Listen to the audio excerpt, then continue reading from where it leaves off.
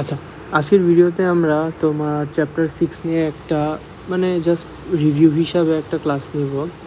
And তারপর আমরা এখান থেকে ডিরেক্ট কোশ্চেন পেপার সলভ করা স্টার্ট করব, প্রবলেম সলভিংগুলো স্টার্ট করব সলভ করা। ফোর্সেস অ্যান্ড মোশন টুটা করার জন্য ফার্স্ট অফ অল আমাদের চ্যাপ্টার 5-এর ভালো একটা আইডিয়া থাকতে হবে যে কিভাবে আমরা একটা পার্টিকেল থেকে আরেকটা পার্টিকেলের ফোর্স বা তোমার অন্য অন্য বিভিন্ন টাইপের ফোর্স যদি থাকে সেগুলোকে কীভাবে আমরা গুছিয়ে রিজলভ করতে পারি, এটার আইডিয়া যদি থাকে তাইলে এখান থেকে আমরা এইখানে জাস্ট একটা নিউ অ্যাড হয়, সেটা হচ্ছে জাস্ট ফ্রিকশনটা এখানে অনেক নতুনভাবে আমরা শিখবো, যে কারণ এর আগে শিখেছিলাম জাস্ট একটা ফিক্সড ফ্রিকশন থাকে, ওটার কোফিশিয়েন্ট থাকে, আমরা সলভ করি। বাট এখানের জিনিসটা একটু ডিফারেন্ট হবে। ফ্রিকশনের পাশাপাশি আমি একটু শর্টে আগে চ্যাপ্টারগুলো দেখিয়ে দিই, তাইলে ভালো হবে। আমাদের এখানে আছে হচ্ছে ফ্রিকশন আছে, ড্র্যাগ ফোর্স আছে, টার্মিনাল স্পিড আছে, ইউনিফর্ম সার্কুলার মোশন আছে। এখন আমি জানি না, ফর সাম রিজন আমরা এই দুটাই পেয়েছি, যেটা ইজ এ গুড নিউজ। তোমার এখানে ড্র্যাগ ফোর্স অ্যান্ড টার্মিনাল ভেলোসিটির জন্য যেই টাইপের ফর্মুলাগুলো ইউজ করা হয়েছে ওটা মনে হয় না আমাদের লাগবে। তো এটার জন্য আমরা ফোকাস করব হচ্ছে ফ্রিকশন অ্যান্ড ইউনিফর্ম সার্কুলার মোশনের ম্যাথগুলোতে। অ্যান্ড আরেকটা ইন্টারেস্টিং পার্ট হচ্ছে ড্র্যাগ ফোর্স আর টার্মিনাল স্পিডের ম্যাথও 70-80টার মতো প্রবলেম সলভিং ম্যাথ আছে, বাট ওটার মধ্যে মনে হয় 10-20টাই হবে যেটা ড্র্যাগ ফোর্স আর টার্মিনাল স্পিড কভার করতেছে। তো এই দুটো টপিকটা তেমন একটা ইম্পর্টেন্ট না বললেই চলে। অ্যান্ড যেহেতু এটা আমাদের ক্লাসে করা হয়নি, সো এটা নিয়ে আমরা আর তেমন কথা বলবো না। এখন আমরা সামারি থেকেই খুব সুন্দরভাবে একটা রিভিশন দিয়ে দিচ্ছি, অ্যান্ড এটা যদি একটা বেসিক আইডিয়া থাকে ওটাও দিয়ে দিতেছি। ওয়েট,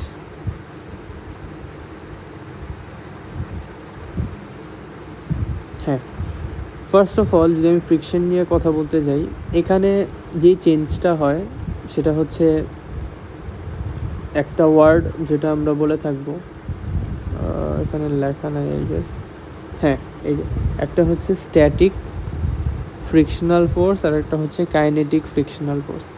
এখন স্ট্যাটিক জিনিসটা হচ্ছে যখন অবজেক্টটা মুভ করবে না, স্টেশনারি থাকতেছে, বা ধরে নিয়েছি যে জাস্ট তোমার স্পিড 0, তো স্টেশনারি থাকা অবস্থায় তোমার ফ্রিকশনটা ডিফারেন্ট কেন হয়, অ্যান্ড কাইনেটিকে থাকা অবস্থায় কেন হয়, এটার কিছু একটু জাস্ট চিন্তা করে দেখো, একটা অবজেক্ট যখন মুভ করতেছে তার ওয়েটটাও কিন্তু একটা টাইমে তোমার অ্যাঙ্গেলের মধ্যে এসে পড়তেছে।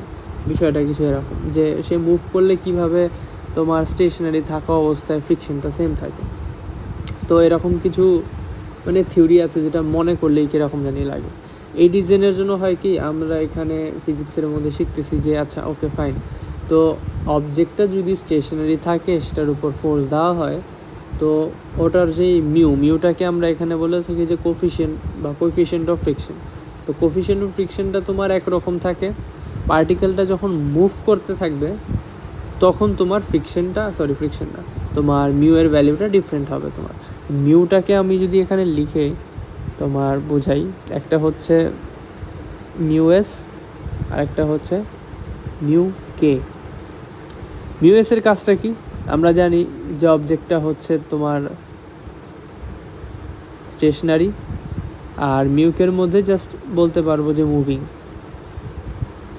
তো এইখানে না এইটুকু ডিফারেন্স, এখানে যখন দেখতেছি তোমার ওরা বলতেছে স্টেশনারি নাকি তোমার মুভ করতেছে, এটা বের করতে। তো আমাদের এটার জন্য বোঝা লাগবে যে এই মিউএস থেকে তাহলে আমরা এক্স্যাক্টলি ফ্রিকশনটা যে পাবো এটা কি ফ্রিকশন। এটা হচ্ছে ম্যাক্সিমাম ফ্রিকশন একটা গ্রাউন্ড দিতে পারবে হাইয়েস্ট। এক্সাম্পল হিসাবে যদি আমি বলি, ধরে নাও তোমরা একটা টেবিল মুভ করতেছো, তুমি দিলে 100 নিউটন ফোর্স। এখন মাটির মধ্যে ফ্রিকশনাল ফোর্স আছে তোমার 120। তো তুমি যখন 100 নিউটন দিচ্ছ, তখন গ্রাউন্ডের 120 নিউটন থেকে সেও 100 নিউটনই তোমাকে ব্যাক দিতেছে। তো হিসাবে কী হচ্ছে, টেবিলটা তুমি মুভ করতে পারতেছ না। এখন তুমি যদি 120 নিউটন ফোর্স দাও, সেও তার 120 দিয়ে দিতেছে, তার মানে সে ম্যাক্সিমামটা দিচ্ছে। আবার তুমি যদি 130 দাও, ও 120 দিবে, এর বেশি কিন্তু পারবে না। তো তোমার রিজলভিং যদি আমি ধরি এখানে তোমার ডিফারেন্স হিসাবে আসে 10 নিউটন, তুমি এক্সট্রা দিতেছো এখানে, তো তখন অবজেক্টটা মুভ করতেছে। তো আমরা যখন বলবে তারা যে আচ্ছা বের করো যে কিভাবে অবজেক্টটা কি মুভ করতেছে নাকি না, তো আমরা সবার আগে কি করব, এটা বের করব, বা এটা তো দেওয়া থাকবে, এটা দিয়ে আমরা ফ্রিকশনটা বের করব। ফ্রিকশন কিসের, তোমার ওই ফ্রিকশনাল বা স্ট্যাটিক ফ্রিকশনাল ফোর্সটা বের করব। স্ট্যাটিক ফ্রিকশনাল ফোর্স দিয়ে আমরা কম্পেয়ার করতে পারবো ফোর্সের সাথে, যে আমরা ধরে নাও 6 নিউটন ফোর্স অ্যাপ্লাই করতেছি, স্ট্যাটিক ফ্রিকশন আসছে হচ্ছে 7, তো বোঝাই যাচ্ছে যে অবজেক্ট মুভ করবে না। আর যদি স্ট্যাটিক ফ্রিকশন ফোর্স আসতো 5, আমরা অ্যাপ্লাই করেছি 6, অবভিয়াসলি তাইলে অবজেক্টটা মুভ করবে। যদি মুভ করে তখন কী করবো, আবার সুইচ করব তোমার মিউয়ের ভ্যালিউ, তোমার কাইনেটিক মিউয়ের ভ্যালিউ, ওইটা দিয়ে আবার আমরা ওই তোমার ফ্রিকশনাল কাইনেটিক ফ্রিকশনাল ফোর্সটা বের করব।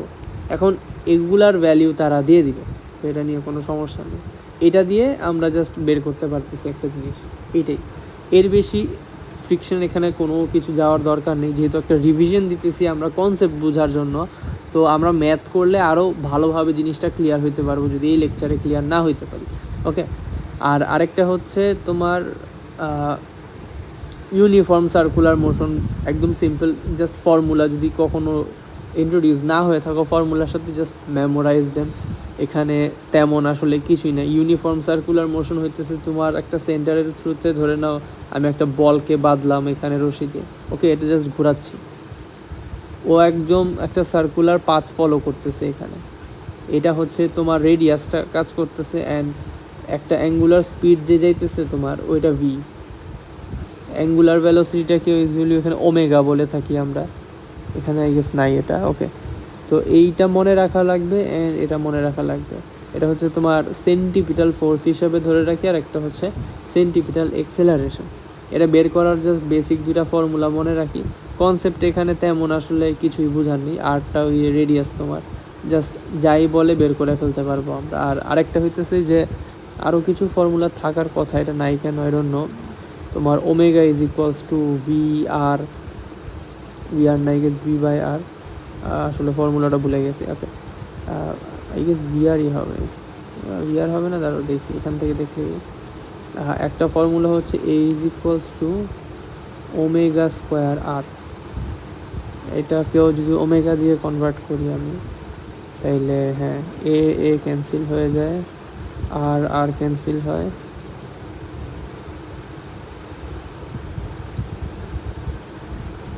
ও না, আর কীভাবে ক্যান্সেল হবে, আর তো ওখানে স্কোয়ার হয়ে যায়, তাইলে যা v square equals to omega r whole square, square square cancel out, হ্যাঁ, তাহলে ফর্মুলা হচ্ছে আমাদের ভি বাই আর, আরেকটা ফর্মুলা হচ্ছে omega is equals to 2 pi এখানে number of turns by time. টাইমটা হচ্ছে টাইম পিরিয়ড, যে কতটুকু টাইম লাগলো একটা কমপ্লিট সাইকেল হইতে, অথবা একটা কমপ্লিট রিভলিউশন হইতে, যে একটা পয়েন্ট থেকে সে গেল, যেতে যেতে আবার সে ওই পয়েন্টে আসলো, তো এটা একটা কমপ্লিট রিভলিউশন তোমার সাইকেল হইতে। তো এইগুলো ফর্মুলাও লাগবে যখন আমরা প্রবলেম সলভ করতে যাব। এই দুটা is not the common one. Okay, এটা একটু মুছে দিই আমি। তো রিভিশনে আপাতত আমরা যদি বলি এই 4টাই আছে এখানে, আমরা তারপর আস্তে আস্তে ম্যাথ করলে কনসেপ্টটা আর একটু ক্লিয়ার হইতে পারবো। So that's it for this video.